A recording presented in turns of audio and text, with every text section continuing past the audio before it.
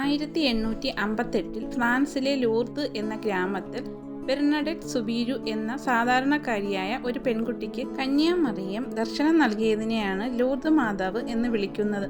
ആ പെൺകുട്ടിക്ക് ഏകദേശം 18 തവണ മാതാവ് പ്രത്യക്ഷപ്പെട്ടു എന്നാണ് വിശ്വാസം.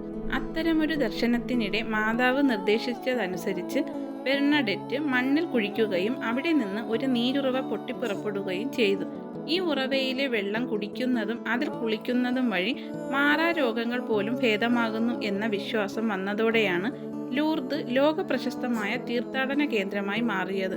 മാതാവ് ആദ്യമായി പ്രത്യക്ഷപ്പെട്ട ഫെബ്രുവരി 11-ാം തീയതിയാണ് എല്ലാ വർഷവും ലൂർദ് മാതാവിൻ്റെ തിരുനാളായി ആഘോഷിക്കുന്നത്. രോഗശാന്തിയുമായി ഈ ദിവസത്തിന് വലിയ ബന്ധമുള്ളത് കൊണ്ടാണ് ഇതേ ദിവസം തന്നെ ലോക രോഗി ദിനമായി ആചരിക്കുന്നതും രോഗികൾക്കായി പ്രത്യേക പ്രാർത്ഥനകൾ നടത്തുന്നതും. കേരളത്തിലും ലോകമെമ്പാടും ലൂർദ് മാതാവിൻ്റെ പേരിലുള്ള പള്ളികളിൽ ഈ ദിവസം വലിയ ആഘോഷങ്ങളും പ്രദർശനങ്ങളും നടക്കാറുണ്ട്.